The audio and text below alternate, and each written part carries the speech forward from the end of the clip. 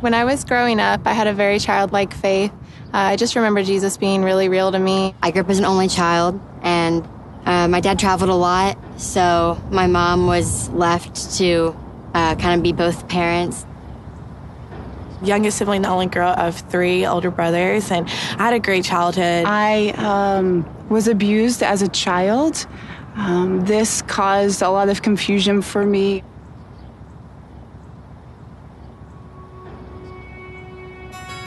As I grew up around middle school, I started to want to fit in, so I started doing really anything I could in order to fit in. I think that's when I began going downhill. When I was 12, my parents got divorced, and it was kind of a surprise to me.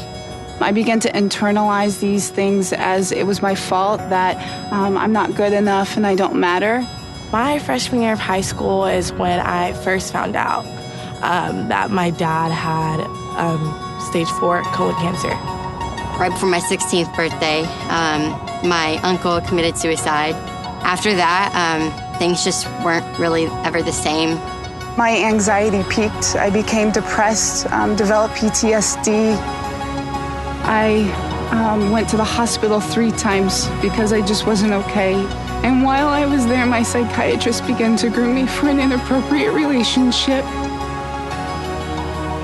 When I was 17, I became involved in a bad relationship. That relationship really just put me down a lot. Ultimately, it's what led me into drug addiction. And I just really hated myself, and I was really disgusted with the person that I had become. And it was a Friday night. They kind of told me my dad had a certain amount of hours, that he wasn't going to make it through the night. My dad passed that morning on August 8, 2011. It was my senior year of high school. I started just losing a lot of weight and not paying attention and not really caring. Soon after that, I started self-harming, and that just led me down a deeper path of destruction. I got really sick, and my mom decided that it would be best for me to go to the hospital. I felt deep within that this wasn't okay, and just with my mental status, and just he turned it and put the responsibility back on me. I was discharged, and I left his house and went to commit suicide again because I was just so devastated. I thought that I had no worth. I had no true friends around me. I pushed my family away from me. I began stealing and shoplifting and just doing whatever I could to make it through the day. During that time, I knew God was there and I knew that He existed, but I really just didn't think He wanted anything to do with me. I thought I was unredeemable. I thought He was nowhere in sight. Little did I know He was right by my side that whole time, and He was there. He was guiding me closer to Him, and I didn't even know. I just had to be strong. And so I didn't really allow myself time to grieve at all. Right around my junior years, when I just started partying a lot and drinking a ton, then I thought it was just a phase, but really it was just me numbing every feeling. My relationship with God was, after my dad died, was completely non-existent. Week after I graduated high school, I found out that I was 5 months pregnant. It was just a very depressing and lonely place. Didn't really make things any better for me until one night that I almost committed suicide. And that's when I finally decided that I needed to go to Mercy.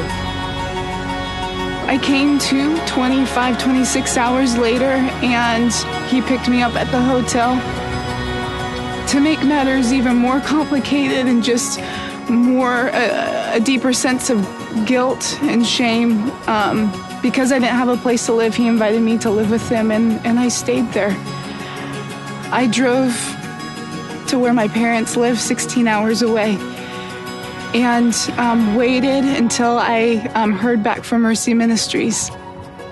In January of 2011, I walked through the doors of Mercy Ministries, and I knew everything was going to be okay. I didn't know what to expect, but I just knew. I was in a house just with a bunch of people, and a scary situation happened to me.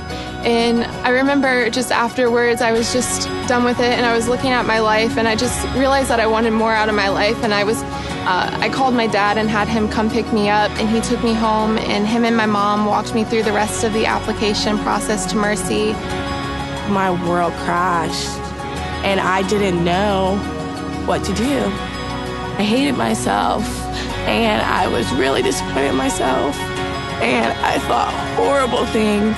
And so I was really lost and broken, and I didn't know what I was going to do.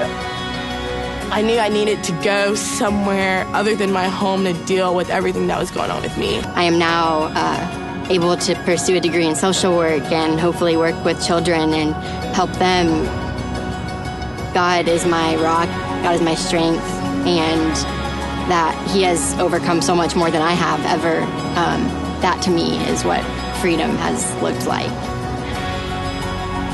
The healing that the Lord has done in my life, the journey of going back and facing things and knowing that my voice does matter, that I do have the confidence that I don't have to allow the things of the past to dictate my future and limit me. And God since then has provided me with scholarships for school. He's provided me with a vehicle. So it's been a lot easier and it's been great. My name is Leslie. My name is Shannon. My name is Alma, and He knows my name.